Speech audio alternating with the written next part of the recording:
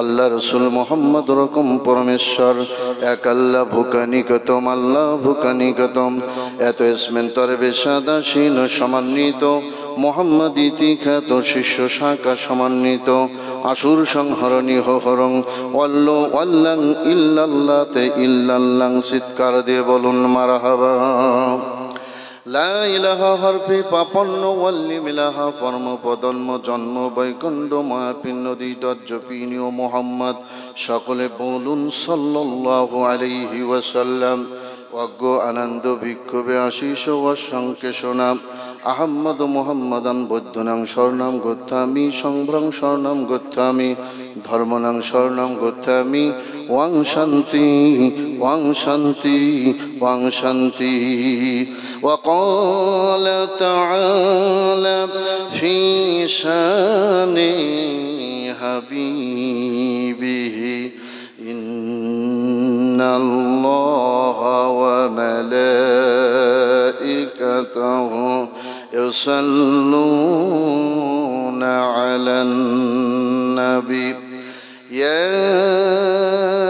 أيها الذين آمنوا صلوا عليه وسلموا تسليما اللهم صل على سيدنا مولانا محمد وعلى آله سيدنا حبيبنا محمد محمد مصطفى আমার উসওয়ায়ে হাসানা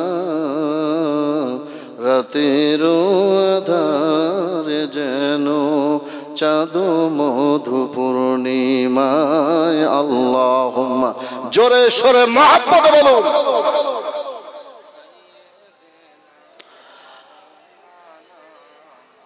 وعلى آل سيدنا حبيبنا محمد এই দুনিয়া পড়ে রইবে আমরা কেহ থাকব না সবাই মোদের ভুলে যাবে নবীজি আপনি ভুলবেন না।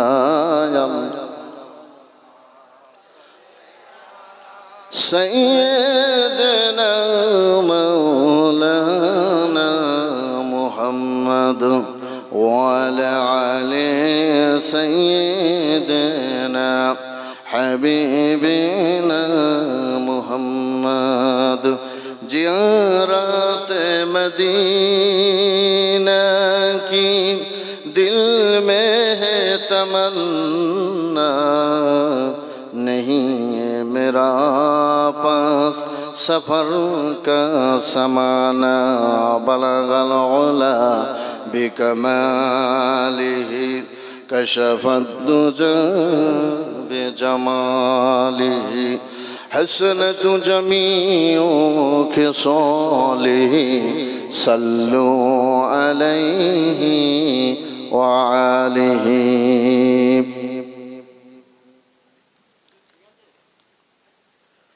ধাপধাড়া ঈদগাহ ময়দানে আয়োজিত 106তম বিরাট ঐতিহাসিক ইসালে সাল মাহফিলের সম্মানিত সভাপতি মঞ্চে উপবিষ্ট হযরতে উলামায়ে কেরাম সন্ধ্যা থেকে গভীর রাত পর্যন্ত কোরআন এবং হাদিসের আলোকে আলোকমালায় আপনাদের সামনে ওয়াজ করেছেন দেশ বিখ্যাত উলামায়ে কেরাম।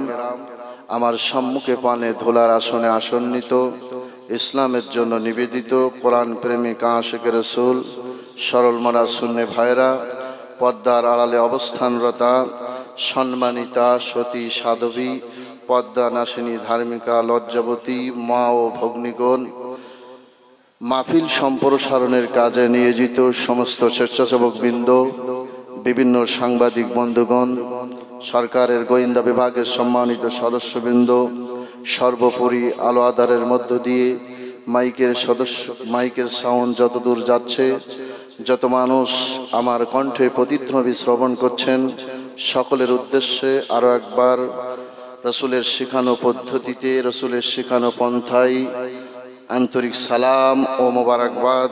আসসালামু আলাইকুম ওয়া রাহমাতুল্লাহ। দৃষ্টিনন্দন সুনীল নীলাভ নীলিমাময় মেঘমুক্ত মহাকাশ, চন্দ্র সূর্য গ্রহ নক্ষত্র কীট পতঙ্গ সররাজি, মহাসমুদ্রের অতল তলে তলিয়ে থাকা নীলতিমি, আফ্রিকার গহীন বন অরণ্যে লুকিয়ে থাকা হিংস্র প্রাণী, পদতলের পিপিলিকা, মহাশূন্যে উড়ান্ত পক্ষীরাজি সহ আমাদের সকলে ক্ষুধায় খাদ্য পিপাসায় পানির ব্যবস্থা করেছেন যে মহান স্রষ্টা, বেঁচে থাকার জন্য অক্সিজেনের সৃজন করেছেন যে মহান দ্রষ্টা, যার অগণিত অসংখ্য অফুরন্ত নিয়ামতের কারণে আমরা এখনো পর্যন্ত পৃথিবী নামক এ গ্রহের ভূমিতে সজীবতার সঙ্গে বিচরণ করতে পারতেছি। এজন্য আপনারা খুশি না বেজার? একটি আওয়াজ দিয়ে বলেন। যদি হই খুশি, মুখে নিয়ে হাসি। ভারতের জমিন কাঁপিয়ে সাত আসমান ভেদ করে সিদরাতুল মুনতাহা পেরিয়ে আরশে আজিমে শুকরিয়া জানাচ্ছি সেই মহান আল্লাহ রাব্বুল আলামিনের। উচ্চ আওয়াজে চিৎকার দিয়ে বলুন আলহামদুলিল্লাহ। আল্লাহ সৃষ্টির প্রধান আকর্ষণ, বিশ্ব সবার সভাপতি, আফতাবে নবুয়াত, শানশাহে রিসালাত, সারকারে দোজাহান, দলিত শোষিত, শঙ্কিত ভীত, পদদলিত, নির্যাতিত নিষ্পেষিত, নিপীড়িত মাজলুম মানবতার পরম চরম বিশ্বস্ত বন্ধু, কবর হাসর মিজান ফুলসিরাতের একমাত্র কাণ্ডারি, বিশ্বসভার সভাপতি সেই নবীজির প্রতি আজকের এই মাহফিল থেকে, অন্তরের অন্তরস্থল হতে, হৃদয়ের গহীন কন্দল থেকে, মনের মণিকোটা হতে সশ্রদ্ধ ভালোবাসা নিবেদিত সালাম। সকলে বলুন সাল্লাল্লাহু আলাইহি ওয়াসাল্লাম। সম্মানিত সুধী উপস্থিতি, আমি আপনাদের সামনে জ্ঞান বিজ্ঞানের অপরন্ত ভাণ্ডার, মহান প্রভুর মুক্ত বুদ্ধিতে বিভাসিত, সঠিক পথের দিশারি, লাহ মাহফুজ থেকে প্রত্যাগত, ভাষা নৈপুণ্যতা বাক্য বিন্যাসের চিরবিস্ময় মহাগ্রন্থ কোরআনুল করিমের 21তম সূরা সূরাতুল আম্বিয়ার একখানা আয়াতে কারিমা তেলাওয়াত করেছি। এই আয়াতকে সামনে রেখে বর্তমান প্রেক্ষাপটের আলোকে জনগণ গুরুত্বপূর্ণ বিষয়ের উপরে আলোচনা রাখতে চাই। আল্লাহ তাআলা কোরআন থেকে আমাকে কথা বলা, আমলের নিয়তে আপনাদের সকলকে শ্রবণ করার তৌফিক দান করুন। আমরা বলি আল্লাহুম্মা আমিন। সম্মানিত ভাইরা আমার, আমরা যে কোরআন নিয়ে আলোচনা করব, এই কোরআনের বয়স প্রায় 1500 বছর পেরিয়ে গেছে। কথা বলেন ঠিক কিনা? কত বছর? 1500 বছর। দেখুন, এই পৃথিবীতে যখন কোনো জিনিস থাকে 1500 বছর হয়, স্বাভাবিকভাবে তার একটা ক্ষয় হয়, তার একটা পরিবর্তন ঘটে। কথা বলুন ঠিক কিনা? কিন্তু আল্লাহ রাব্বুল আলামিন আখিরি নবী মুহাম্মদ রাসূলুল্লাহ সাল্লাল্লাহু আলাইহি সাল্লামের উপরে যেই কোরআনুল কারীম অবতীর্ণ করেছিলেন 610 খ্রিস্টাব্দে, বর্তমান 2024 সনে সেম টু সেম অবস্থায় আছে না নাই? এই পৃথিবীর বুকে গীতা বলেন, চণ্ডী বলেন, রামায়ণ বলেন, মহাভারত বলেন, জিন্দাবাস্তা ভগবতী, সামরিক, Chaturveda, Bible, Tipitaka, Old Testament, New Testament, ধেকানিকা, লোকজন, মনুস্মৃতি, যত ধর্মগ্রন্থ আছে কালের আবর্তমানে যুগের পরিবর্তনে সমস্ত ধর্মগ্রন্থগুলি কাটিং সিটিং ফিটিং যোজন বিয়োজন করা হয়েছে। ধর্মগ্রন্থগুলো যেই অবস্থার মধ্যে ছিল আজ আর সেই অবস্থার মধ্যে নাই। কথা বলেন ঠিক কিনা? কিন্তু আখিরি নবী মুহাম্মদ রাসূলুল্লাহ সাল্লাল্লাহু আলাইহি সাল্লামের উপরে আল্লাহ রাব্বুল আলামিন যে কোরআন নাজিল করেছেন, এখন পর্যন্ত সেই অবস্থায় আছে, কিয়ামত পর্যন্ত একই অবস্থায় থাকবে। বলেন সুবহানাল্লাহ। পৃথিবীর জমিনে এমন কোন জিনিস নাই যার মধ্যে রং নাই, যার মধ্যে ভুল নাই, যার মধ্যে ক্ষয় নাই। পৃথিবীর মুসলমানেরা বলে মুসলমানদের কোরআনের মধ্যে কোনো ভুল নাই। এটাকে পরীক্ষা করার জন্য এই পৃথিবীর শক্তিশালী কম্পিউটার সুপার কম্পিউটারের মধ্যে দেওয়া হলো। বলা হলো, ওগো কম্পিউটার, বর্তমান পৃথিবীর লেটেস্ট আবিষ্কার তুমি, তোমার ভিতর থেকে নির্ভুল তথ্য পাওয়া যায়। মুসলমানেরা বলে তাদের কোরআনের মধ্যে ভুল নাই, তুমি তো সব কিছু ইনফরমেশন দিয়ে দাও, মুসলমানদের কোরআন সম্পর্কে তোমার অ্যান্সার কি? কম্পিউটারের ভিতরে কোরআনুল কারীমকে ভরে দেওয়া হলো। কম্পিউটার অ্যান্সার করে দিল, this is a book, no doubt about it. এটা এমন একটা গ্রন্থ যার মধ্যে কোনো ডাউট নেই, যা কিছু আছে 100% সলিড। চিৎকার দিয়ে বলা যাবে কি সুবহানাল্লাহ। সম্মানিত দিনী ভাইরা আমার, এই পৃথিবীর শক্তিশালী রাষ্ট্র গ্রেট ব্রিটেন, এই ব্রিটেনের মধ্যে একটা মিউজিয়াম আছে। এই মিউজিয়ামের ভিতরে একটা রুম রয়েছে, ওই রুমটা লাইব্রেরি হিসাবে রাখা হয়েছে। এই পৃথিবীর যত ধর্মগ্রন্থ রয়েছে, সমস্ত ধর্মগ্রন্থগুলি ওই লাইব্রেরির ভিতরে সেলফে সেলফে তাকে তাকে অত্যন্ত সুন্দর পরিপাটি করে সাজানো রয়েছে। এই বিশ্বের যে কোনো মানুষ যে কোনো সময় ব্রিটেনের ওই মিউজিয়ামের মধ্যে প্রবেশ করে ওই রুমের মধ্যে ঢুকে যে কোনো ধর্মগ্রন্থ পড়তে পারে, কোনো বাধা নাই। আপনি গীতা ধরেন, বাধা নাই। রামায়ণ ধরেন, বাধা নাই। মহাভারত ধরেন, বাধা নাই। জিন্দাবিস্তা ধরেন, বাধা নাই। শাম ধরেন, বাধা নাই। রিক্স ধরেন, বাধা নাই। যজুর্বেদ, বেদ, বাইবেল, টিপিটক যে কোনো ধর্মগ্রন্থ আপনি ধরতে পারেন, পড়তে পারেন, কোনো বাধা নাই। কিন্তু যখন কোনো মানুষ কোরআন রাখা সেলফের ভিতরে কোরআনকে রিড করার জন্য, কোরআনকে স্টাডি করার জন্য হাত দিবে, সঙ্গে সঙ্গে কাছের স্ক্রিনের মধ্যে লেখা আসবে, don't touch me without holy, this is a holy Quran. চিৎকার দিয়ে বলেন সুবহানাল্লাহ। সঙ্গে সঙ্গে কাছের স্ক্রিনে লেখা আসবে, খবরদার খবরদার আমি কোরআনকে ধরো না পবিত্রতা ছাড়া। চিৎকার দিয়ে আরো একবার বলা যাবে কি সুবহানাল্লাহ। আল্লাহ রাব্বুল আলামিন নিজেই কোরআনুল কারীমের 56তম সূরা সূরা ওয়াকিয়ার মধ্যে নিজেই কোরআন সম্পর্কে ওয়াজ করেছেন। বলুন আল্লাহু আকবার। আল্লাহ তাআলা বলেন, ইন্নাহু লাকুরআনুন কারীম ফি কিতাবিম মাকনুন লা ইয়ামাসসুহু ইল্লাল মুতাহহারুন তানজিলুম মির রাব্বিল আলামিন। আল্লাহ তাআলা বিশ্ববাসীকে জানিয়ে দিচ্ছেন, ও দুনিয়ার মানুষ শোনো, ইন্নাহু লাকুরআনুন কারীম, নিশ্চয়ই কোরআন একটা মহা মহিমান্বিত, মহা সম্মানিত কিতাব। ফি কিতাবিম মাকনুন, যেটা সংরক্ষিত আছে সুরক্ষিত ফলকে, লাওহে মাহফুজে। বলা যাবে কি সুবহানাল্লাহ। খবরদার খবরদার, তোমরা অপবিত্র অবস্থায় কোরআনকে স্পর্শ করো না, ধরো না। এই কোরআন নাজিল করেছেন যিনি, গোটা বিশ্ব জগতের মালিক তিনি। চিৎকার দিয়ে বলা যাবে কি সুবহানাল্লাহ। আল্লাহ রাসূল সাল্লাল্লাহু আলাইহি সাল্লাম নিজেই কোরআন সম্পর্কে হাদিস শরীফের মধ্যে বলেন, মান করাল কুরআনা ফাস্তাজহারা ফাহাল্লা হালালাহু ওয়া হারামা হারামাহু আদখালাহুল্লাহুল জান্নাহ ওয়া শাফাআহু ফি আশরাতিন মিন আহলি বাইতিহি কুল্লুহুম ক্বাদ ওয়াজাবাত লাহুন নার। চিৎকার দিয়ে বলুন আল্লাহু আকবার। আল্লাহর নবী বিশ্ব নবী জনাব মুহাম্মদ রাসূলুল্লাহ সাল্লাল্লাহু আলাইহি সাল্লাম বলেন, এই দুনিয়ার বুকে আল্লাহর কোন বান্দা, আল্লাহর কোন বান্দি যদি কোরআনকে রিড করে, কোরআনকে স্টাডি করে, কোরআনকে বুকে ধারণ করে, কোরআনের বর্ণিত হালালকে হালাল মনে করে জীবন যাপন করে, হারামকে হারাম মনে করে জীবন যাপন করে, আমার আল্লাহ খুশি হইয়া তাকে জান্নাত দিবেন। বলেন সুবহানাল্লাহ। আল্লাহর নবী বলেন, শুধু জান্নাত দিবেন না, আল্লাহ রাব্বুল আলামিন ওই হাসরের ময়দানে ওই লোকটিকে এত মর্যাদাবান করে দিবেন, তার নিকট আত্মীয় 10 জন আত্মীয় যদি জাহান্নামী হয়ে যায়, এমন 10 জন নিকট আত্মীয়কে শাফায়াত করে আল্লাহর জান্নাতে দিতে পারবে। বলা যাবে কি সুবহানাল্লাহ। আল্লাহর নবী বিশ্ব নবী আরো বলেন, মান কুরআন কুরআনা ফাস মান করা হারফিন মিন কিতাবিল্লাহি ফালাহু হাসানা ওয়াল হাসানাতু বিআশরি আমসালিহা। আল্লাহর নবী বলেন, আল্লাহ পাকের কোন বান্দা, কোন বান্দি যদি আল্লাহর এই কালাম থেকে একটি হরফ তেলাওয়াত করে, একটা হরফ তেলাওয়াত করলে অন্য ভালো কাজের 10টি করলে যেরকম ওজন হবে, আল কোরআন তেলাওয়াত করার কারণে আল্লাহ পাক তাকে 10টা নেকি দেবে, কিন্তু এক একটা নেকির ওজন হবে অন্য ভালো কাজের 10টা নেকির সমান। চিৎকার দিয়ে বলেন সুবহানাল্লাহ। সুবহানাল্লাহ।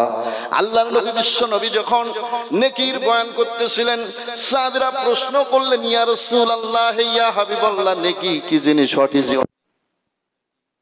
নেকি কি জিনিস, পুণ্য কি জিনিস? আল্লাহর নবী বললেন, ও আমার সাহাবীরা, তোমরা উহুদ পাহাড় দেখেছো নাকি? সাহাবীরা বলল, নাম, অবশ্যই আমরা উহুদ পাহাড় দেখেছি। আল্লাহর নবী বললেন, ও আমার সাহাবীরা শোনো, এক একটা উহুদ পাহাড় যত বড়, একটা নেকির ওজন হবে ততখানি। চিৎকার দিয়ে বলেন সুবহানাল্লাহ। আমার মুসলমান ভাইরা, সেই ছোটবেলা থেকে ওয়াজ শুনতেছেন, 60 বছর 70 বছর বয়স হয়ে গেল, নামাজ পড়লে নেকি হয়, রোজা করলে নেকি হয়, আর যাকাত দিলে নেকি হয়, ভালো কাজ করলে নেকি হয়, মানবতার সেবা করলে নেকি হয়। আসলে নেকি হয় এটা আমরা সবাই স্বীকার করি, কিন্তু নেকির গুরুত্ব আমরা বুঝি না। কথা বলেন ঠিক কিনা? নেকির গুরুত্ব কি আমরা বুঝি? সত্যিকার অর্থে যদি নেকির গুরুত্ব আমরা বুঝতাম, তাহলে ইসালে সব মাহফিলে এসে বসতাম, আশেপাশে মনোহরির দোকানে চায়ের আড্ডায় আমরা থাকতাম না। দেখুন, দুনিয়াতে মানুষ একটা জিনিস পাওয়ার জন্য পাগল, সে এ বাংলা হোক আর সে বাংলা হোক, সেটার নাম হলো টাকা। আমি যদি ভুল বলিতে বলবেন, হুজুর আপনার কথা রং। এই টাকার জন্য মানুষ পাগল আছে কিনা একটু কথা বলুন তো দেখি। কারণ টাকার কিসের জন্য? পৃথিবীর জমিনে টাকা আসে যার, সম্মান আছে তার। সমাজে দেখবেন একটা মানুষের ভালো খাওয়া হয় না, কিছুদিন সে বিদেশ কাটাইছে, অনেক টাকা অর্জন করে আইছে, দেখবেন পাড়ায় বেড়াতে গেলে সবচেয়ে ভালো চেয়ারে তার বসতে দেওয়া হয়। কথা বলেন ঠিক কিনা? আচ্ছা বলুন তো, তার মর্যাদা না তার টাকার মর্যাদা? একটু কথা বলুন। টাকার মর্যাদা। তার মানে দুনিয়ার জীবনে টাকার একটা গুরুত্ব আছে। যে নেতা বেশি টাকা ছোটই, সে নেতার কর্মীর সংখ্যা বেশি। কথা বলেন ঠিক কিনা? যার যত টাকা আছে তার তত ক্ষমতা। আওয়াজ দিয়ে বলুন ঠিক কিনা? এই দুনিয়ায় টাকার গুরুত্ব যেমন, পরকালীন জীবনে নেকির গুরুত্ব হবে তার চাইতে বেশি। বলেন সুবহানাল্লাহ। নেকির গুরুত্ব কত বেশি, একটা এক্সাম্পল দিয়ে কোরআনুল কারীমের যে সূরাটি আমি আপনাদের সামনে তেলাওয়াত করেছিলাম, তেলাওয়াতকৃত আয়াত নিয়ে আলোচনা করব। বলতেছিলাম নেকি কত গুরুত্বপূর্ণ। ওই কিয়ামতের ময়দানে আল্লাহ রাব্বুল আলামিন বান্দার এই জাগতিক জীবনে সে নেকি অর্জন করেছে বেশি না বদি অর্জন করেছে বেশি, এটাকে মিজানের পাল্লায় ওজন করা হবে। কথা বলেন ঠিক কিনা?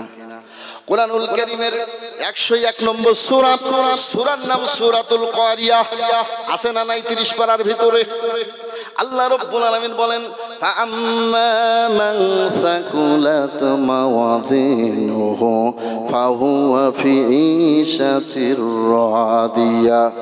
আল্লাহ রাব্বুল আলামিন বলেন, ওই কিয়ামতের ময়দানে বান্দার নেকি এবং বধির যখন ওজন করা হবে, যার নেকির পাল্লা হবে ভারী, তার জন্য জান্নাতের দরজা হয়ে যাবে খোলা, জাহান্নামের দরজায় লাগিয়ে দেওয়া হবে তালা। ওই ব্যক্তির জীবনে থাকবে না কোনো জ্বালা পোড়া। চিৎকার দিয়ে বলেন সুবহানাল্লাহ। পক্ষান্তরে যেই ব্যক্তির বদির পাল্লা হয়ে যাবে ভারী, নেকির পাল্লা হয়ে যাবে খালি, তার জন্য জান্নাতের দরজায় লাগিয়ে দেওয়া হবে তালা, জাহান্নামের দরজা হয়ে যাবে খোলা।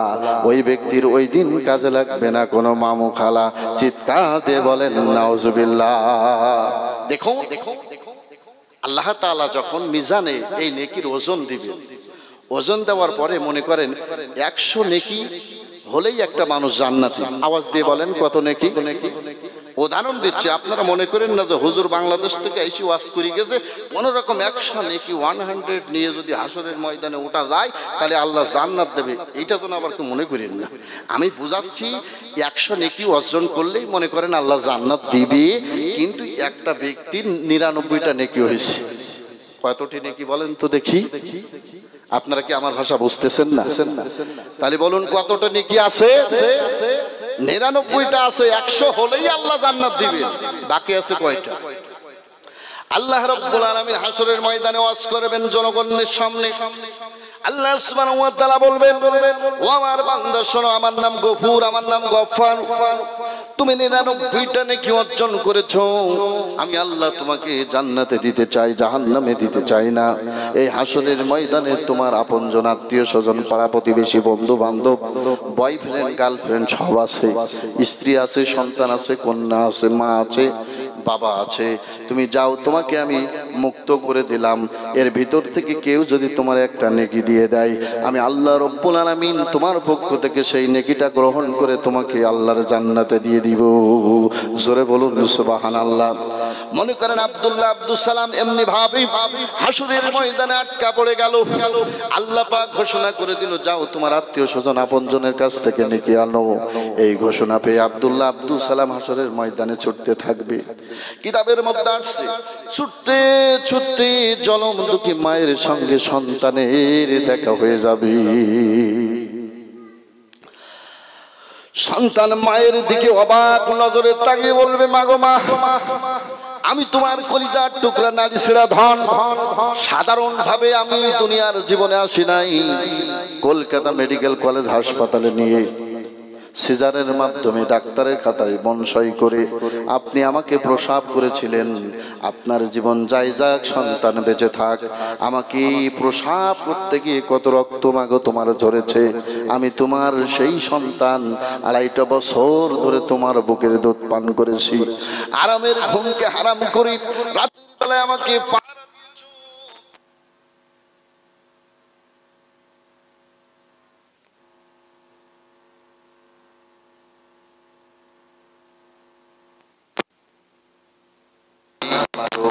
এই হাসরের ময়দানে আমি একটা নেকির কারণে জাহান্নামী হয়ে যায়। মাগো, মেহেরবানি করে আপনি আমাকে একটা নেকি দিন।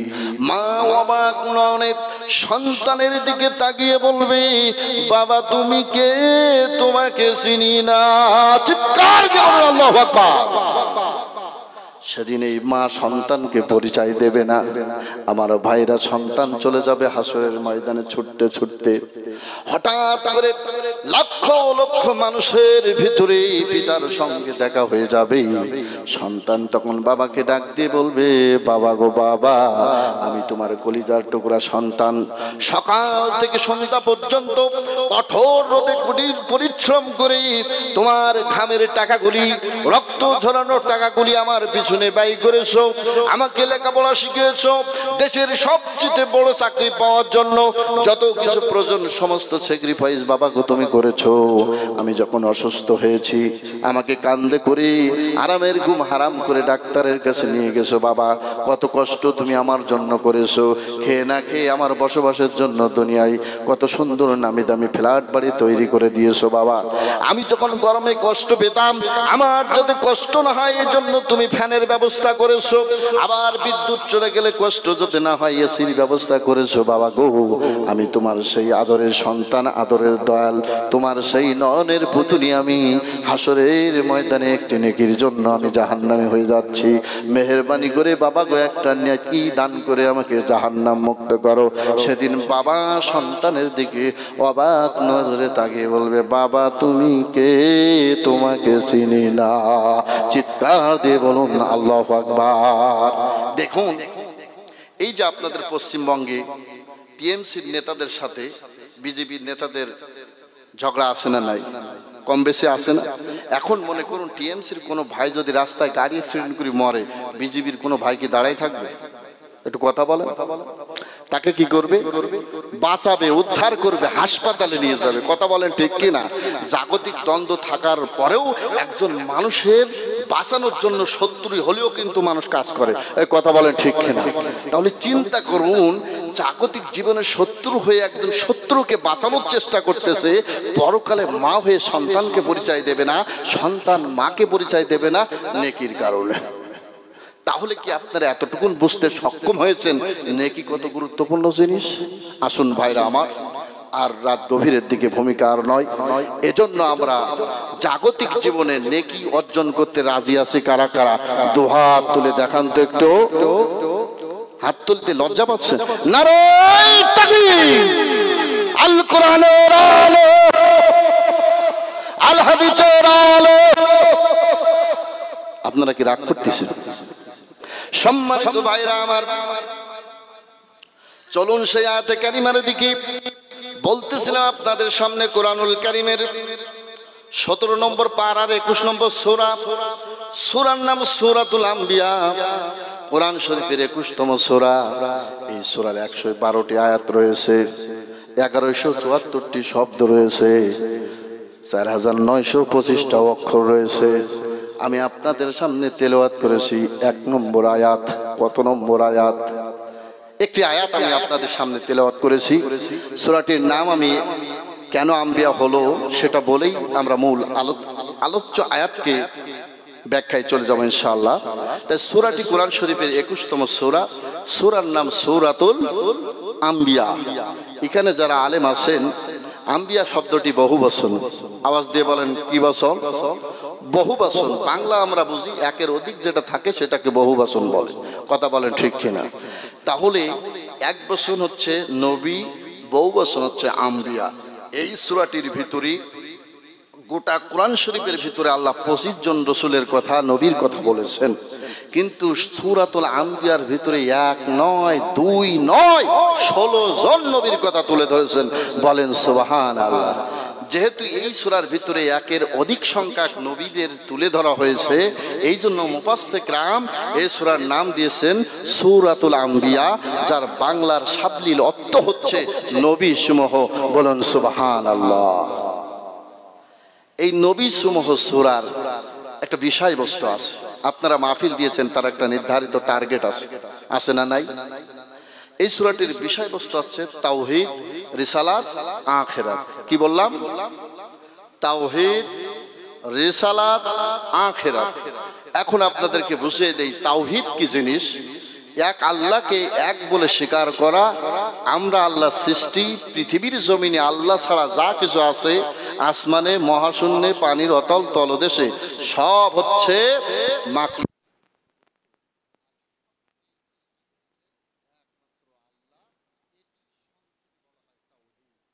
সংক্ষেপে কি বলা হয়? তাওহীদ।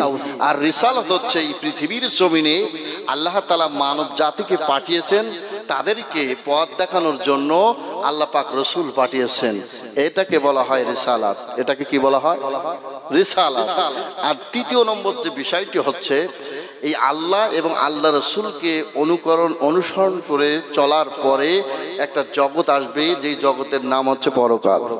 অনেকে আবার বলবেন, হুজুর যারা এরা অনুসরণ করে না তাদের জন্য তো পরকাল আছে। কথা বলেন ঠিক কিনা? এখন বলেন, যদি কেউ এসএসসি এইচএসসি পরীক্ষা দেয়, ও যদি ফেল করে, ওর কোনো রেজাল্ট আসবে? কথা মনে হয় বোঝাইতে পারিনি। পরীক্ষা তো দিছে, কিন্তু সে কি করে নাই? রেজাল্ট করে নাই। তো একমাত্র রেজাল্ট তো তাদেরই যারা আল্লাহ এবং আল্লাহ রসুলের আনুগত্য করে কবর জগতে ঘুমিয়ে পরকালে উঠবে। কথা বলেন ঠিক কিনা? সম্মানিত ভাইরা আমার, আসুন এবার সূরার ভিতরে আল্লাহ রাব্বুল আলামিন বিশ্ব মানব জাতির জন্য কি বলেছেন। আল্লাহ রাব্বুল আলামিন বিশ্ব মানব জাতিকে হেদায়েতের জন্য সূরাতুল আম্বিয়ার 1 নম্বর আয়াতের মধ্যে একটা নোটিশ জারি করেছেন, একটা সতর্ক বাণী দিয়েছেন। গভীর মনোযোগ। আল্লাহ সুবহানাহু ওয়া তাআলা বলেন, ইকতারাবা লিন-নাসি হিসাবুহুম ওয়া হুম ফি গাফলাতিন মুরিদুন। কুল কায়নাতের মালিক, আরশে আজিমের মালিক, আপনার আমার সৃষ্টিকর্তা, এই মহাবিশ্বের নিয়ন্ত্রিত আল্লাহ সুবহানাহু ওয়া তাআলা বলেন, মানুষের জীবনের হিসাব নিকাশের সময় অতি আসন্ন। ওয়া হুম ফি গাফলাতিন মুরিদুন। অথচ মানুষ জাগতিক সৌন্দর্য, লোভনীয় অফার, বিত্ত, বৈভবের কারণে সেই বিষয় থেকে মুখ ফিরিয়ে নিয়েছে। বলেন নাউজুবিল্লাহ।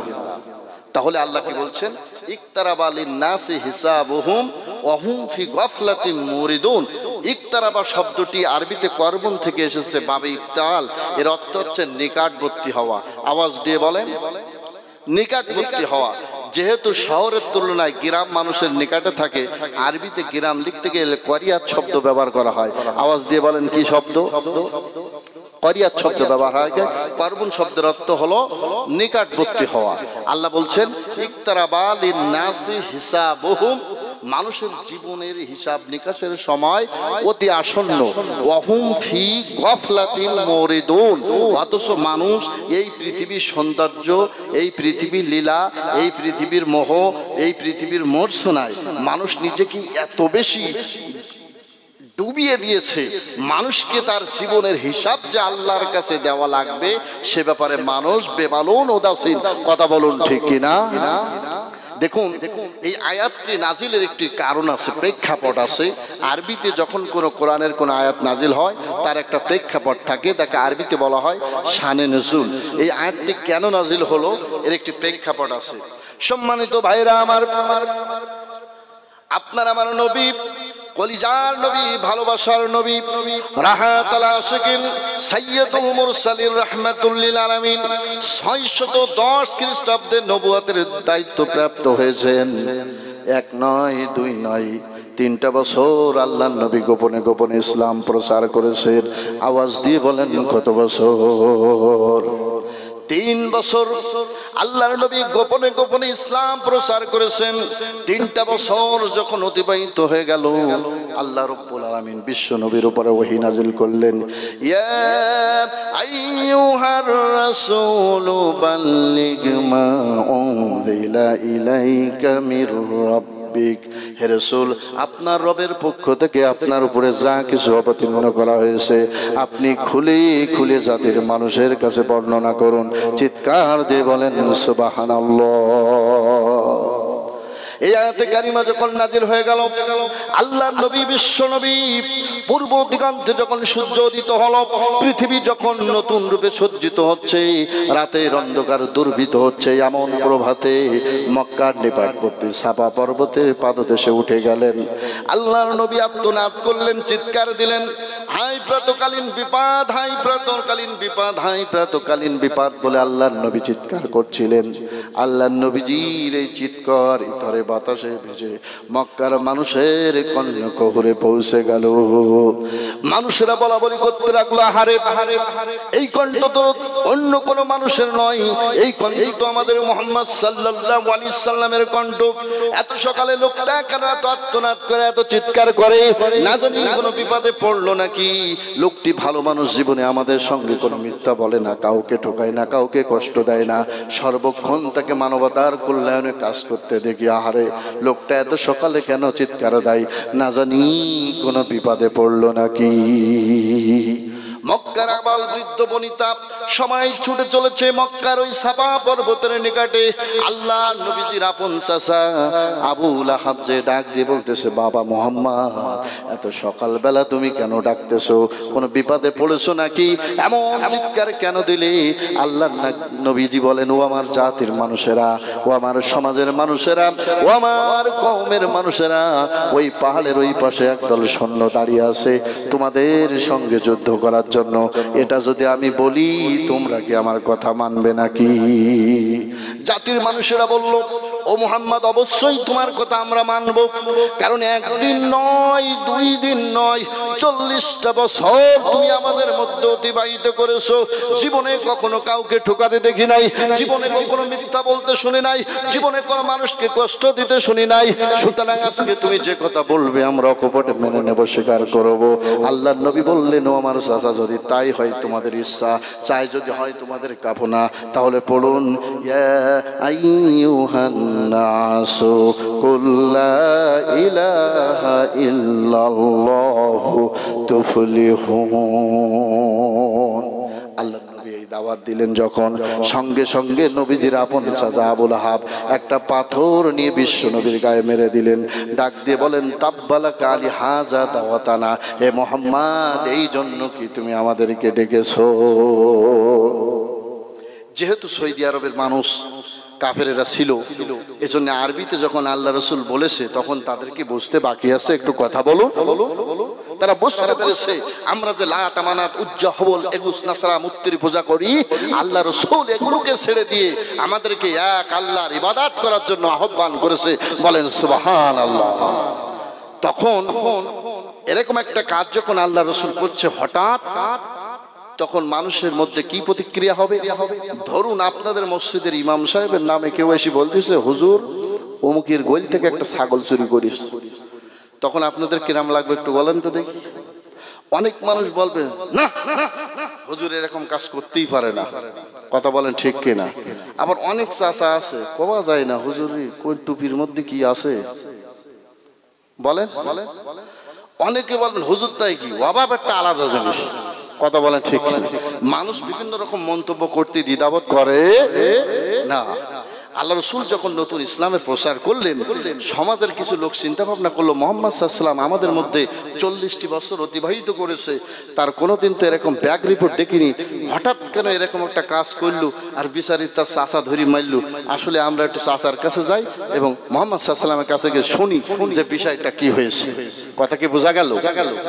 সম্মানিত ভাইরা আমার, মক্কার কিছু সুশীল নাগরিক আল্লাহ নবী বিশ্ব নবী জনাবে মুহাম্মদ রাসূলুল্লাহ সাল্লাল্লাহু আলাইহি সাল্লামের বাড়িতে তাশরীফ আনলেন।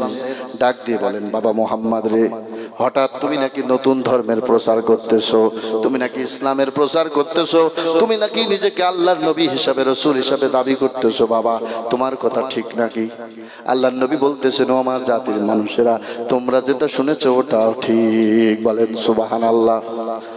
আল্লাহর নবী বলেন, তোমাদের কাছে যে তথ্য গিয়েছে এটা সঠিক।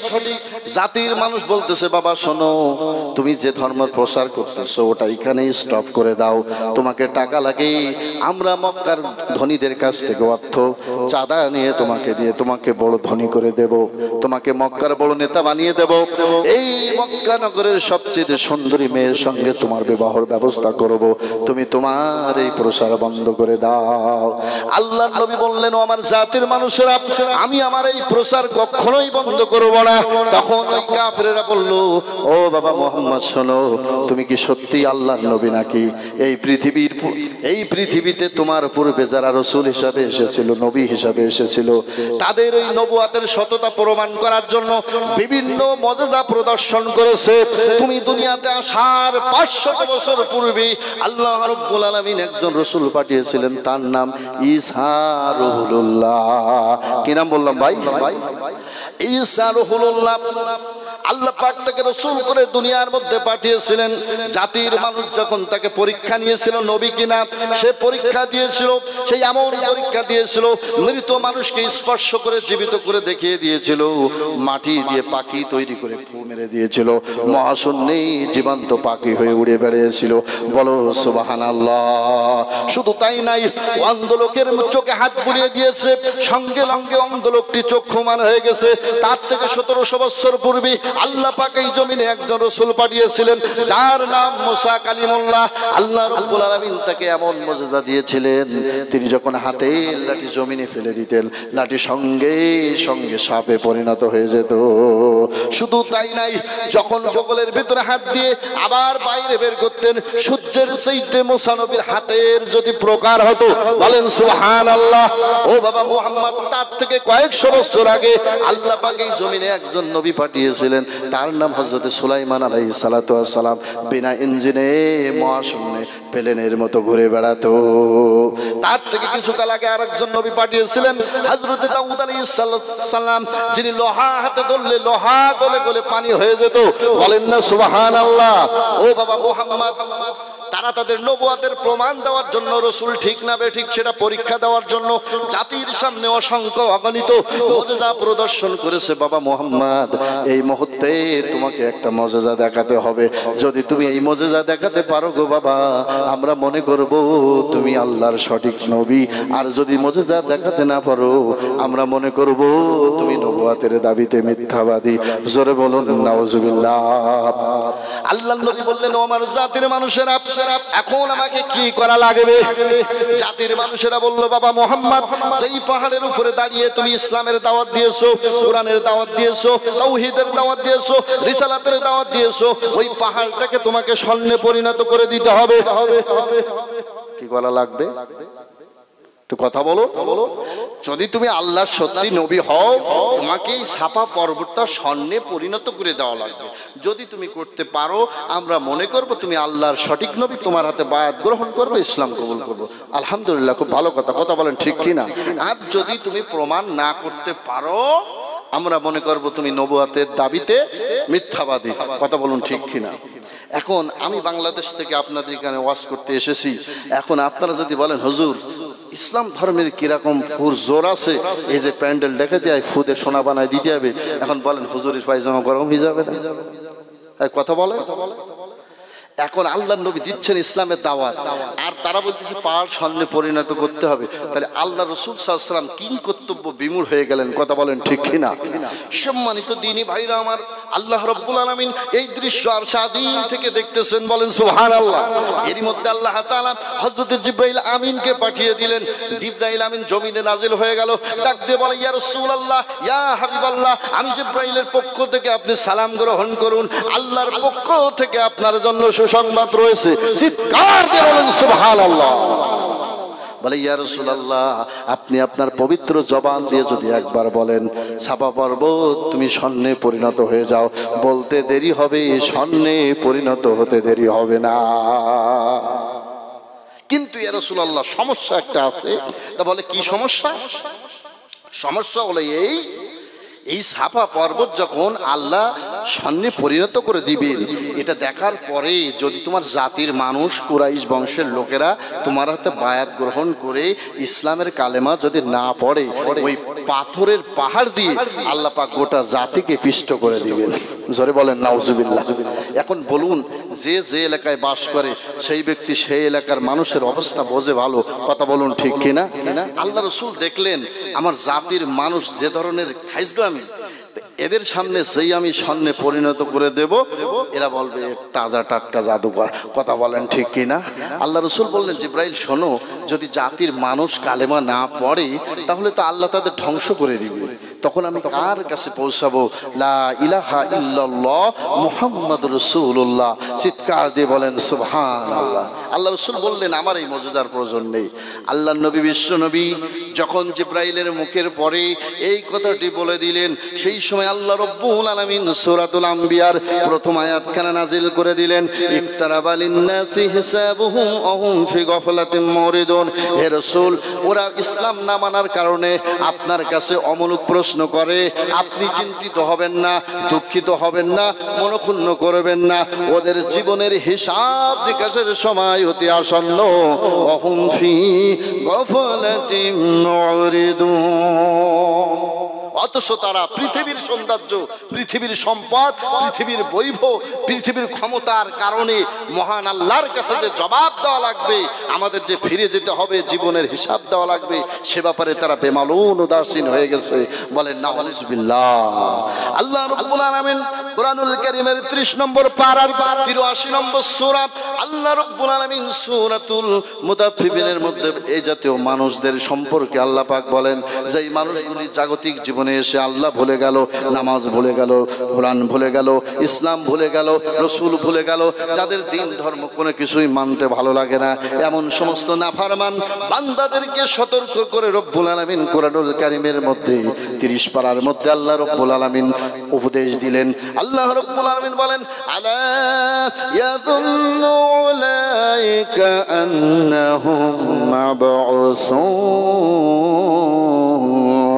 লিয়াউমিন আযীম ইয়াওমা ইয়াকুমুন নাসু লিরাব্বিল আলামিন। আল্লাহ রব্বুল আলামিনকে যারা ভুলে গেল, দুনিয়ায় এসে সৃষ্টির পূজায় নিজেকে নিয়োজিত করলো, স্রষ্টাকে ভুলে গেল, আল্লাহ পাক আফসোস করে করে কোরআনের 30 পারার মধ্যে বলেন, ওই মানুষগুলি কি চিন্তা করে না, ওই মানুষগুলি কি গবেষণা করে না, ওই মানুষগুলি কি ভেবে দেখে না তাদের মৃত্যুর পর তাদেরকে পুনরায় পুনর্জীবিত করা হবে। লিয়াউমিন আযীম, একটি মহান দিবসে, ইয়াউমা ইয়াকুমুন নাসু লিরাব্বিল আলামিন, যেদিন আদম থেকে শুরু করে বর্তমান পর্যন্ত, এখান থেকে শুরু করে কিয়ামত পর্যন্ত সমস্ত মানুষগুলিকে ময়দানে মহাশরে জীবনের হিসাব দেওয়ার জন্য আল্লাহর সামনে দাঁড়ানো লাগবে। আচ্ছা বলুন তো, আমাদেরকে আল্লাহর সামনে এই জীবনের হিসাব দেওয়ার জন্য দাঁড়ানো লাগবে কি লাগবে না? আপনারা বোঝেন না ভাষা, তা কিছু বলেন। আপনারা যদি না করেন শব্দ বক্তা হয়ে যাবে জব্দ। কথা বলেন ঠিক কিনা? এই জন্য আমি বুঝবো কি করি যে আমার পাবলিক সব ঘুমায় আছে আর আমি কি সেই অটোমেটিক সে একটা গল্প আছে, এখন আর বলবো না। এজন্য মাঝে মধ্যে কিছু বললে আমাকে একটু সাড়া দিবেন, আমি বুঝবো যে আপনারা অ্যাটেন আছেন আর কি। আলহামদুলিল্লাহ। বলতেছিলাম, এই পৃথিবীর জীবনের হিসাব আমাদেরকে একদিন আল্লাহর কাছে দেওয়া লাগবে। কথা বলুন ঠিক কিনা? আল্লাহ রাব্বুল আলামিন এজন্য মানুষদেরকে বলছেন, ও মানুষ, তোমরা কি চিন্তা করো না, তোমরা কি ভাবো না, তোমরা কি এটা নিয়ে কেন গবেষণা করো না? তোমাদের মৃত্যুর পরে তোমাদেরকে আমি আল্লাহ আবার পুনরায় পুনর্জীবিত করব লিয়াউমিন আযীম, একটি মহান দিবসে, ইয়াউমা ইয়াকুমুন নাসু লিরাব্বিল আলামিন। সেদিন तमाम মানুষগুলিকে বিশ্ব জগতের প্রতিপালকের সামনে জীবনের হিসাব দেওয়ার জন্য দাঁড়ানো লাগবে। সম্মানিত দিনী ভাইরা আমার, চলুন সেই দাঁড়ানো অবস্থায় আপনার আমার সঙ্গে আল্লাহ রাব্বুল আলামিন কি ব্যবহার করবেন। কুরআনুল কারীমের 15 নম্বর পারার 17 নম্বর সূরা বনী ইসরাইলের মধ্যে রব্বুল আলামিন সেই কথা তুলে ধরেছেন। আল্লাহ রাব্বুল আলামিন বলেন, এই পৃথিবীর জীবনের হিসাব দেওয়ার জন্য কিয়ামতের ময়দানে যখন হাজার হাজার নরনারী, মিলিয়ন টিলিয়ন নরনারী আল্লাহর সামনে দাঁড়াই থাকবে, আল্লাহ রাব্বুল আলামিন এই সময় আপনি আমি এই জাগতিক জীবনে যে নেকি অর্জন করেছি, যে পাপ অর্জন করেছি, যা কিছু অর্জন করেছি, সব কিছু একটা আমলনামার কিতাব আকারে রেখেছেন। বলেন সুবহানাল্লাহ। যেমন ভাবে আজকের মাহফিল করতেছি, মাহফিলটা ক্যাসেটের মধ্যে রেকর্ডিং হচ্ছে, কথা বলেন ঠিক কিনা, অডিও হচ্ছে, ভিডিও হচ্ছে। আপনার আমার এই জীবনে আপনি আমি যেভাবে চলাফেরা করেছি, আচার ব্যবহার যেখানে যা করেছি, সব কিছু আল্লাহ তার কুদরতি ক্যামেরা দিয়ে হেফাজত করেছেন। বলেন না সুবহানাল্লাহ। কিয়ামতের ময়দানে মানুষ জীবনের হিসাব দেওয়ার জন্য যখন আল্লাহ রব্বুল আলামিনের সামনে দাঁড়িয়ে থাকবেন, রব্বুল আলামিন একটা আমলনামা ছেড়ে দিবেন। ওই আমলনামাগুলি বাতাসে উড়ে উড়ে যেই সমস্ত মানুষ দিনদার ছিল, পরেশগার ছিল, ইমানদার ছিল, নেককার ছিল, আল্লাহওয়ালা ছিল, রাসূল প্রেমিক ছিল, নামাজি ছিল, যাকাত প্রদানকারী ছিল, হজ করেছে, জিহাদ করেছে, আল্লাহর দ্বীনকে জমিনে বাস্তবায়ন করার জন্য বাতিলের আঘাতে শহীদ হয়েছে, রক্ত ঝরিয়েছে, জেল খেটেছে, জরিমানা দিয়েছে, লাঞ্ছনা গঞ্জনার শিকার হয়েছে, শীতের রাত অপেক্ষা করে ওযু করে তাহাজ্জুদের নামাজ পড়েছে, কত কষ্ট করে করে রাতে তাহাজ্জুদের নামাজ আদায় করে চোখের পানি ফেলেছে। এই সমস্ত আল্লাহওয়ালা দিনদার পরেশগার ইমানদার নেককার মানুষদেরকে সামনে থেকে ডান হাতে আমলনামা পৌঁছে যাবে। বলুন না সুবহানাল্লাহ। কিন্তু যারা ইসলাম মানে নাই, কোরআন মানে নাই, রাসূলের ইত্তেবা করে নাই, আল্লাহর দাসত্ব গোলামি করে জীবন যাপন করে নাই, সুদ ঘুষ জেনা ব্যভিচার হত্যা লুণ্ঠন এমন কোন খারাপ কাজ নাই বান্দা করে নাই, গুনাহ করতে করতে বান্দা জীবনটাকে কালমে করেছে, এই অবস্থায় মালাকুল মউতের সঙ্গে সাক্ষাৎ হয়েছে, এই অবস্থায় কবর হয়েছে, এই অবস্থায় যখন লোকটা হাসরের ময়দানে উঠে গেল, আল্লাহ বলেন ওই লোকটার আমলনামা পিছন থেকে আসতে আসতে বাম হাতে আমলনামা পৌঁছে যাবে। জোরে বলেন নাউজুবিল্লাহ। ইমানদারদের হাতে আমলনামা পৌঁছে যাবে ডান হাতে, বেঈমানের আমলনামা পৌঁছে যাবে বাম হাতে। আল্লাহ রাব্বুল আলামিন কুরআনুল কারীমের 17 নম্বর সূরা 15 নম্বর পারার 14 নম্বর আয়াতের মধ্যে সেই কথা তুলে ধরেছেন। সমস্ত মানুষ যখন হাসরের ময়দানে আমলনামা পেয়ে গেল, আল্লাহ রাব্বুল আলামিন এবার বলবেন, ইকরা কিতাবাকা কাফা বিনাফসিকাল ইয়াউমা আলাইকা হাসিবা। জোরে বলুন আল্লাহু আকবার। আল্লাহ পাক বলবেন, ও হাসরবাসী শোনো, আজকে এই কিয়ামতের ময়দানে তোমাদের জীবনের হিসাব দেওয়ার জন্য তোমাদের যে আমলনামা হাতে পৌঁছে গেছে ওটাই যথেষ্ট। যার যার আমলনামা পড়তে থাকো। আব্দুল্লাহ আব্দুস সালাম আমলনামা পড়তে থাকবি, দেখবি জীবনে যত নামাজ আদায় করেছি সব লেখা আছে, দান সদকা লেখা আছে, মাহফিল শুনেছি লেখা আছে, পিতামাতার খেদমত করেছি লেখা আছে, রমজানুল মুবারকে রোজা পালন করেছি লেখা আছে, তাহাজ্জুদ পড়েছি লেখা আছে, এক কথায় যত ভালো কাজ করেছি সবগুলো সুন্দরভাবে লেখা আছে। আর এই কিতাব অনুযায়ী যদি বিচার হয় আল্লাহর জান্নাতে চলে যাব। বলেন সুবহানাল্লাহ। কিন্তু বেঈমানেরা যখন পড়বি, জীবনে নামাজ পড়ি নাই বেনামাজি হিসাবে লেখা আছে, রোজা রাখি নাই, নামাজ পড়ি নাই, রোজা রাখি নাই, স্ত্রীকে পর্দায় রাখি নাই, জেনা ব্যভিচার সুদ ঘুষ যত কিছু খারাপ কাজ সব করেছি, মানুষের জমি ফাঁকি দিয়েছি, হাজী সাহেব নিজের মেয়েদের ফাঁকি দিয়ে ছেলেদের নামে জমি লিখে দিয়েছে, সব লেখা আছে। ওই 30 ধারা রেকর্ড করতে যাই ভাই একটু কম বোঝে, সব নিজের নামে রেকর্ড করিয়েছে, সব লেখা আছে। যেখানে যা ফাঁকি ঝুঁকি দেওয়া হয়েছে, এক কথায় জীবনে যত রাতের অন্ধকারে যত কি কীর্তিকলাপ করা হয়েছে, পৃথিবীর মানুষ না জানলেও আল্লাহ জানে কিনা, সমস্ত ইনফরমেশন অত্যন্ত সুন্দর পরিপাটি করে ওই কিতাবের মধ্যে লেখা থাকবে। অপরাধীরা যখন এই কিতাব পড়বে আর বলবে, আহারে এই কিতাব অনুযায়ী যদি বিচার হয় তাহলে তো জান্নামী হয়ে যাব। একটা মেজর, একটা মাইনার, একটা ক্ষুদ্র, একটা বৃহত্তম পাপ তো বাদ পড়ে নাই। কুরআনুল কারীমের 18 নম্বর সূরা 49 নম্বর আয়াত, সূরার নাম সূরাতুল কাহফের মধ্যে আল্লাহ রাব্বুল আলামিন সেই ইতিহাস তুলে ধরেছেন। হাসরের ময়দানে অপরাধীরা যখন আমলনামা পড়ার পর দেখবি এই আমল অনুযায়ী যদি বিচার হয় জাহান্নাম ছাড়া কোনো নসিব হবে না, তারা ডাক দিয়ে বলবে, মালি হাজাল কিতাব লা ইউগাদিরু সাগীরাতাও ওয়ালা কাবীরাতান ইল্লা আহসাহা। অপরাধীরা বলবে, মালি হাজাল কিতাব, এটি তো বড় আশ্চর্য কিতাব, একটা মেজর, মাইনার, ক্ষুদ্র, বৃহত্তম কোনো পাপ তো বাদ পড়ে নাই আল্লাহ। ওরা বলবে তো আশ্চর্য কিতাব, কিছু তো বাদ পড়িনি। তখন তারা চিন্তা ভাবনা করবি, এই কিতাব অনুযায়ী যদি বিচার হয় আল্লাহর জাহান্নামে যাওয়া লাগবে। তখন তারা ডাক দিয়ে বলবে, আল্লাহ এই কিতাব কে লিখেছে? কি বলবে বুঝেন নাই ভাষা, যে আল্লাহ এই কিতাব কে লিখেছে? আল্লাহ রাব্বুল আলামিন কুরআনুল কারীমের 82 নম্বর সূরা 30 পারার ভিতরে সূরাতুল ইনফিতার 11 এবং 12 নম্বর আয়াতের মধ্যে জবাব দিয়ে দিবেন, কিরামান কাতিবিনা ইয়ালামুনা মা তাফআলুন। আল্লাহ রাব্বুল আলামিন বলবেন, আমার সম্মানিত ফেরেশতাদ্বয় এই কিতাব লিপিবদ্ধ করেছে, যা তোমরা করেছো তাই লিখেছে। ওই বেটারা বলবে, আল্লাহ না, ফেরেশতারা যা লিখেছে সব মিথ্যা লিখেছে। জোরে বলেন নাউজুবিল্লাহ। আচ্ছা বলুন তো, চোর যখন ধরা পড়ে বাঁচার জন্য মিথ্যা বলে কিনা? আপনারা বলুন তো, আমলনামার কিতাবে কি ফেরেশতারা মিথ্যা লিখেছে? আচ্ছা ধরুন ফেরেশতারা মিথ্যা লিখছে, কথার কথা, এখন কি লিখেছে আর কি লিখে নাই এটা আল্লাহ জানে কিনা? আল্লাহ দেখে কিনা? আপনি আমি কি করি? আল্লাহ রাব্বুল আলামিন সবকিছু দেখেন এবং জানেন। আল্লাহ পাক কেমন দেখেন, কেমন জানেন, একটা হিস্টোরি যদি আপনাদের সামনে তুলে ধরি বোঝাটা সহজ হয়ে যাবে। আপনারা বলুন, এখান থেকে আমেরিকা কয়েক হাজার কিলোমিটার দূরে অবস্থিত, কথা বলেন ঠিক কিনা?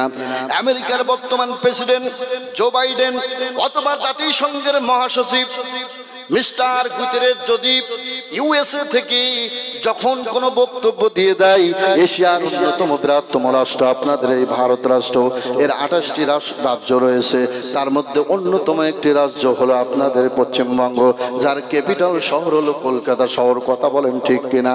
তার অন্তর্গত একটা ডিস্ট্রিক্ট হলো আপনাদের এই 24 পরগনা জেলা। এই 24 পরগনা জেলার অন্যতম একটা গ্রাম হলো আপনাদের এই ধাপদা। এই ধাপদাড়া গ্রাম, এই গ্রামের অনেক মানুষের চার দোকান আছে না নাই? ওই চার দোকানের উপরে একটা টুল রাখা আছে, টুলের উপরে একটা টিভি রাখা আছে না নাই? ওই হাজার হাজার মাইল দূর থেকে জো বাইডেন অথবা মিস্টার গুতেরেস যখন কোনো বক্তব্য দেয়, আমরা বাংলার মাটিতে বসে অডিও ভিডিও দেখতে পাই, শুনতে পাই, কথা বলেন ঠিক কিনা? কুরআনুল কারীমের 17 নম্বর সূরা 15 নম্বর পারা আয়াত নম্বর 85 আমার আল্লাহ রাব্বুল আলামিন বলছেন, ওয়ামা উতিতুম মিনাল ইলমি ইল্লা কলিলা। আল্লাহ বলেন, আমি তোমাদের অতি সামান্য জ্ঞান দিয়েছি। কত জ্ঞান? একটু কথা বলেন। অতি সামান্য জ্ঞান দিয়েছি। আটলান্টিক মহাসাগর, প্রশান্ত মহাসাগর, ভূমধ্য সাগর, আরব সাগর, ভারত সাগর, এমনকি বাংলাদেশের বঙ্গোপসাগরে ছোট্ট একটা চড়াই পাখি যদি তার ঠোঁটটা ডুবিয়ে দেয়, আপনারা বলুন কয়েক লিটার পানি উঠবে নাকি? কয়েক লিটার পানি উঠবে? অল্প ক্ষীণ পানি উঠবে। আল্লাহ বলছেন দরিয়া সমতুল্য জ্ঞান আমি আল্লাহর নিকট, বলুন সুবহানাল্লাহ। আর অতটুকুন জ্ঞান মুফাসসিরে কেরাম বলছে অতটুকুন জ্ঞান আল্লাহ পাক তাবৎ সৃষ্টির মধ্যে বিলিয়ে দিয়েছে। তার ভিতরে বর্তমান পৃথিবীতে প্রায় 800 কোটি মানুষের ভাগে যা পৌঁছায় সেইটুকুন জ্ঞানের ঠেলায় বাংলার জমিনে বসে, পশ্চিমবঙ্গের জমিনে বসে যদি আমেরিকার দৃশ্য দেখা সম্ভব হয়, সেই আল্লাহর সাগর পরিমাণ জ্ঞান উনি বুঝি আপনার আমার কর্মকাণ্ড দেখতে পান কি পান না? কথা বলেন মুসলমান। এটা জিকির দেন লা ইলাহা ইল্লাল্লাহ।